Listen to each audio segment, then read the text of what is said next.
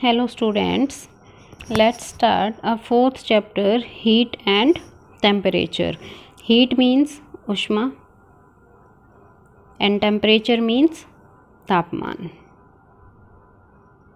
Okay, so in this chapter we will study about heat and temperature, how we will measure heat, temperature, etc.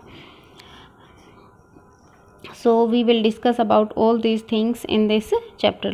So let's start our chapter. In our last और previous chapter उसके अंदर हमने जो है ये देखा था कि वो एनिमल जो कहीं ज़्यादा सेवर कोल्ड वाली जगहों पर रहते हैं, बहुत ज़्यादा ठंडी जगहों पर रहते हैं, उनकी क्या होती है, उनकी स्किन के ऊपर लेयर्स होती हैं वूल की, ठीक है। और इसी सेम रीज़न की वजह से जो है हम क्या पहनते हैं, वूलन क्लोथ्स पहनते हैं विंटर के सीज़न में, ठीक है। लेकिन समर सीज़न में हम क्या पहनते हैं, हमें क्या एडवाइस किया जाता है कि जो है लाइट क्लोथ्स पहनो या फिर कॉटन क्लोथ्स जो है वो पहनो, क्योंकि वो हमें क्या करवाते हैं, कूलिंग फील करवाते हैं, ठंडक फील करवाते हैं, ठीक है। सेम ऐसे ही अगर हम क्या है विंटर सीज़न में जो है घर के अंदर रहते हैं तो हमें क्या होती है, सर्दी फील होती है। लेकिन अगर हम बाहर सन के पास अंडर द सन जाते हैं, धूप में जाते हैं, तो क्या है, हमें वार्म यानी कि गर्मी महसूस होती है, ठीक है। तो हमें जो है सब महसूस क्यों होता है, ओके। तो ये हमें किस वजह से फील होता है, हीट की वजह से। तो अब जो है हम डिस्कस करेंगे। सबसे पहले तो जो है first of all we will see what is heat, कि हीट जो है, ऊष्मा जो है वो क्या है। तो हीट क्या है, वो फॉर्म है एनर्जी की ही।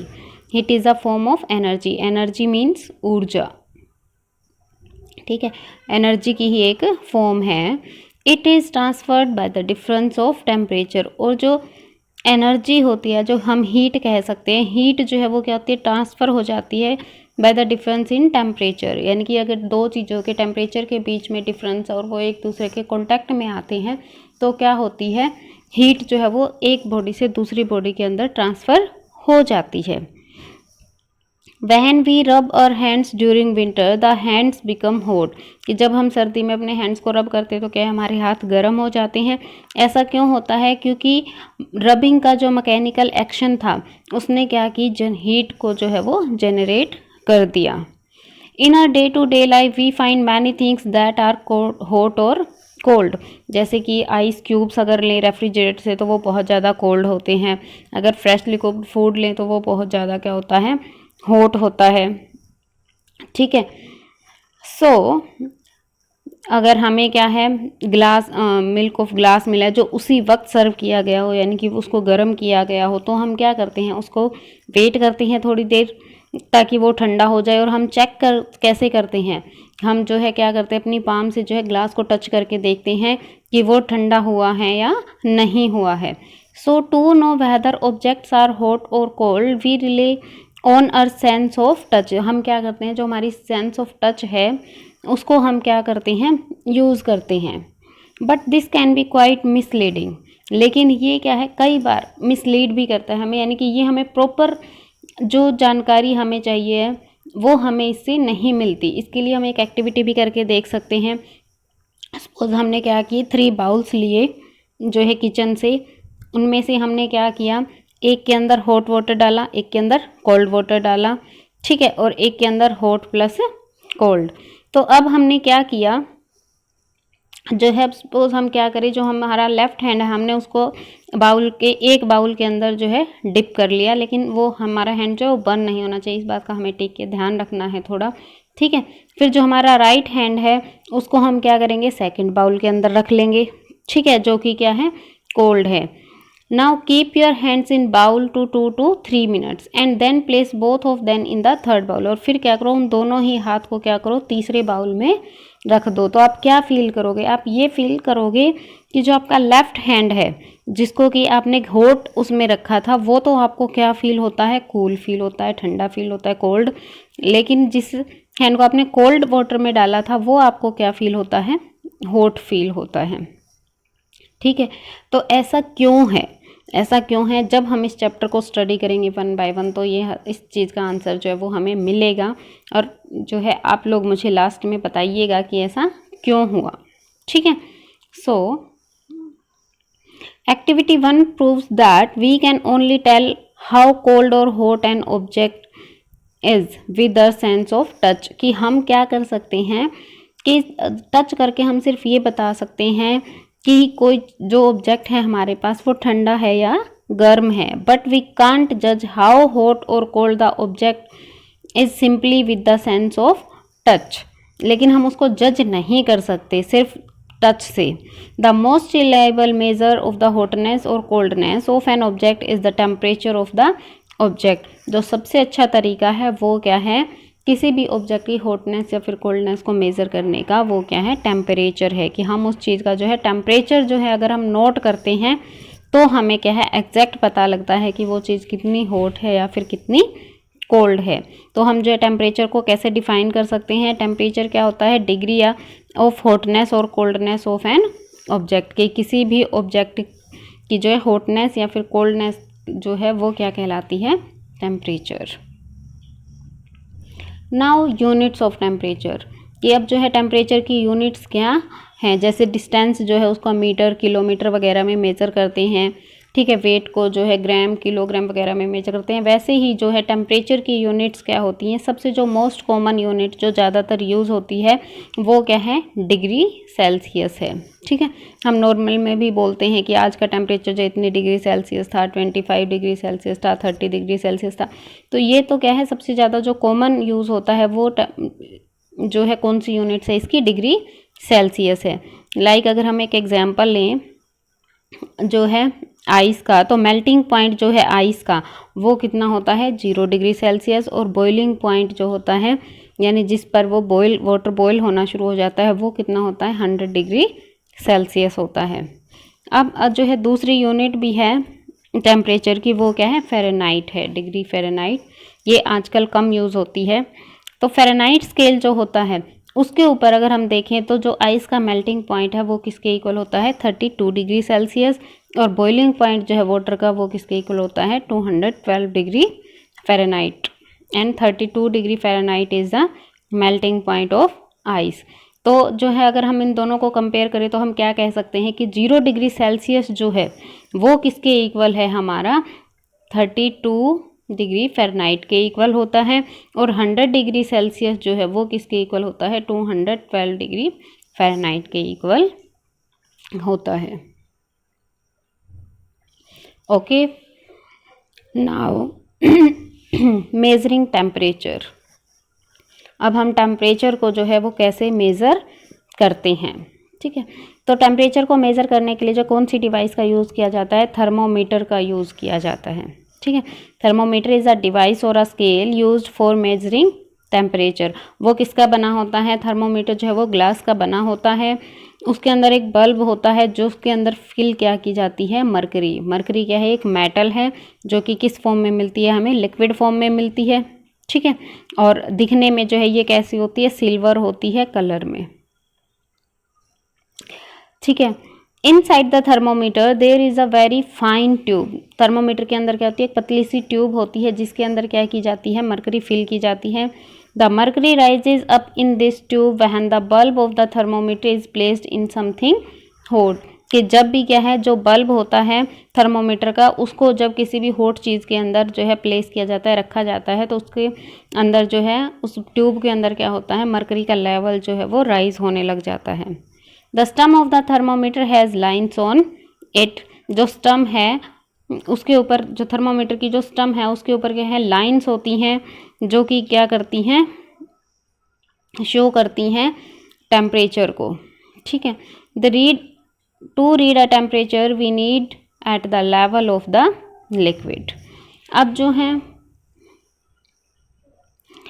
थर्मोमीटर जो है वो 2 टाइप के होते हैं। क्लिनिकल थर्मोमीटर होता है और एक लैबोरेटरी थर्मोमीटर होता है, ठीक है। क्लिनिकल थर्मोमीटर कौन सा होता है? जो डॉक्टर्स यूज़ करते हैं, जबकि जो साइंटिस्ट यूज़ करते हैं वो कौन सा होता है? लैबोरेटरी थर्मोमीटर होता है। तो हम 1 बाय 1 अब दोनों को डिस्कस करेंगे। क्लिनिकल थर्मोमीटर जो है वो कैसे यूज़ होता है, कहाँ पर यूज़ करते हैं, और लैबोरेटरी थर्मोमीटर इनकी रेंज क्या है, ठीक है, ये सब कुछ।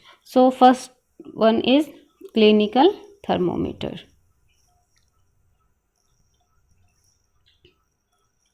The thermometer we use to measure our body temperature is known as a clinical thermometer।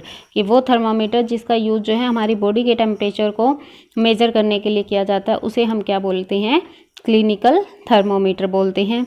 Clinical thermometer के ऊपर जो स्केल जो है बना होता है, जो कि कहाँ से होता है? 35 डिग्री सेल्सियस से तो जो है वो स्टार्ट होता है और कहाँ तक होता है? 42 डिग्री सेल्सियस तक। और अगर हम फ़ारेनहाइट में बात करें तो 94 जो है फ़ारेनहाइट से लेकर और 108 फ़ारेनहाइट तक होता है। ठीक है, ऐसा होता क्यों है? क्योंकि जो हमारी बॉडी का जो नॉर्मल टेम्परेचर रेंज जो होती है वो हमारी कितनी होती है? 37 डिग्री सेल्सियस होती है, या फिर अगर फ़ारेनहाइट में बात करें तो 98.6 डिग्री फ़ारेनहाइट होती है। It is always remain within 35 degree Celsius to 45 degree Celsius. हमारी बॉडी का जो टेम्परेचर है वो मोस्टली जो है कहाँ पर रहता है? 35 से लेकर 42 डिग्री सेल्सियस के बीच में ही मिलता है। ठीक है, फिर क्या होता है? थर्मोमीटर के अंदर जो एक किंक होता है, किंक जो है वो उस बल्ब के जो है बिल्कुल पास होता है। वो क्यों डाला जाता है? क्लिनिकल थर्मोमीटर में ही होता है, ये लेबोरेटरी थर्मोमीटर में नहीं होता है। वो ऐसा क्यों होता है? ये क्या करता है? रोकता है automatic fall of mercury level. क्योंकि इससे क्या होता है कि सपोज जो हमने किसी भी बॉडी के टेम्परेचर को जो है मेज़र किया, तो जैसे ही हम उस बॉडी से उस थर्मोमीटर को हटाएंगे तो एकदम से जो है, ताकि मर्करी का लेवल जो राइज हुआ है वो फॉल ना हो जाए, उसके लिए क्या किया जाता है? ये सिंक जो है वो छोड़ा जाता है। ठीक है, अब how we read the thermometer. अब जो है हम थर्मोमीटर को रीड जो है वो कैसे कर सकते हैं? सबसे पहले तो क्या करना चाहिए? उसको जो है यूज़ करने से पहले जो है सबसे पहले थर्मोमीटर को वॉश करना चाहिए किसी भी एंटीसेप्टिक सॉल्यूशन से। ठीक है, फिर क्या करो? थर्मोमीटर को लो और मर्करी का लेवल जो है वो चेक करो। ठीक है, then note the 2 bigger marks of the 2 ends of the scale that indicate the temperature difference. Also see the number of divisions that are shown by smaller marks between these two bigger marks। की जो भी जो है इसके अगर हम देखें thermometer को तो हम क्या देख सकते हैं कि उसके अंदर क्या होते हैं? Like this. तो इसमें हम क्या देखेंगे कि जो है हर 2 बड़े मार्क्स के बीच में क्या होती हैं? स्मॉल लाइंस होती है, स्मॉल मार्क्स होते हैं। और हर स्मॉल मार्क्स जो है, एक सिंगल मार्क्स जो है स्मॉल मार्क्स जो है वो किसको इंडिकेट करता है? 0.2 डिग्री सेल्सियस को जो है वो इंडिकेट करता है। Okay,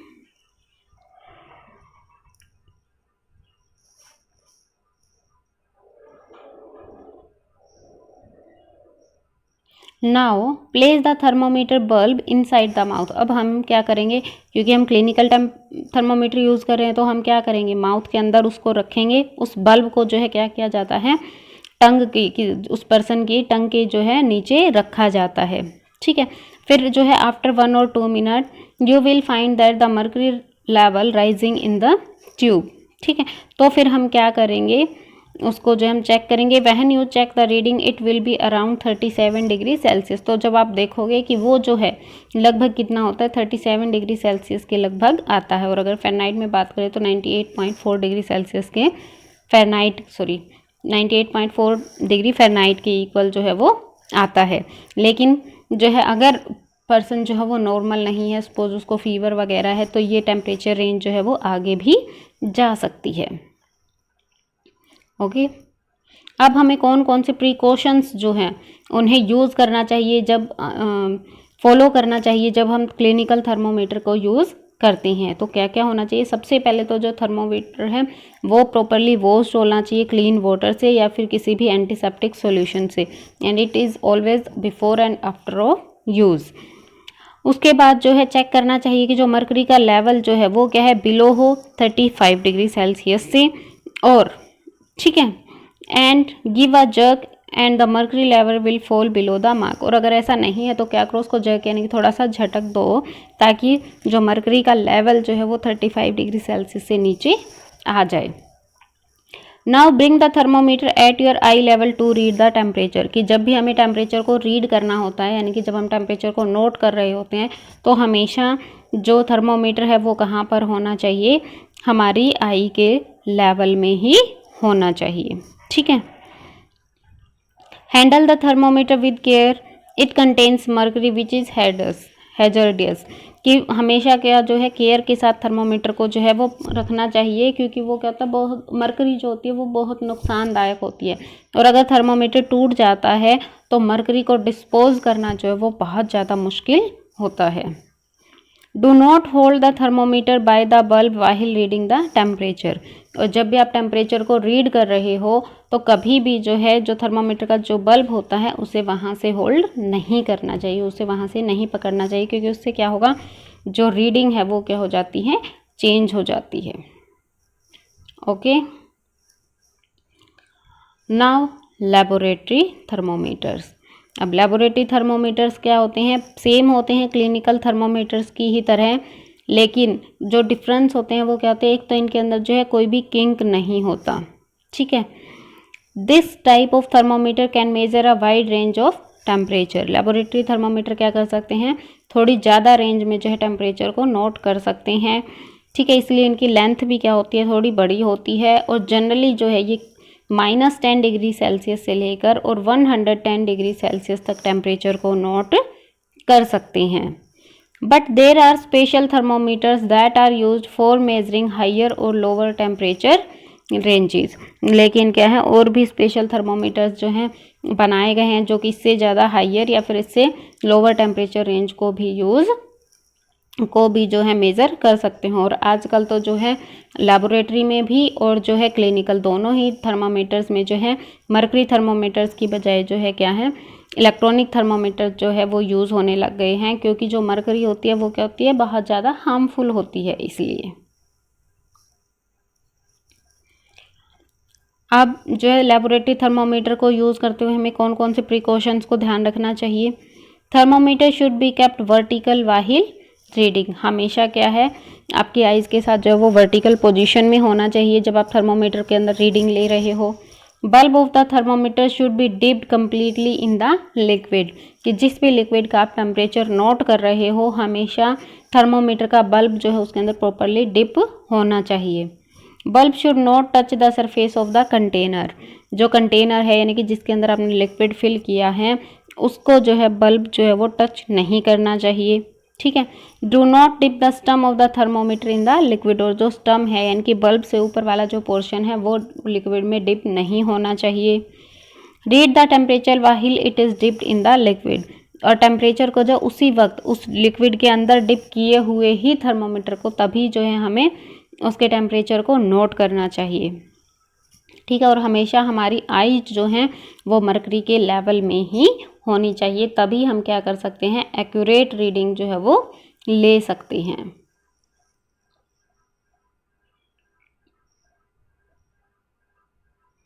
next, difference between clinical and laboratory thermometers. अब डिफरेंस क्या क्या है दोनों के बीच में।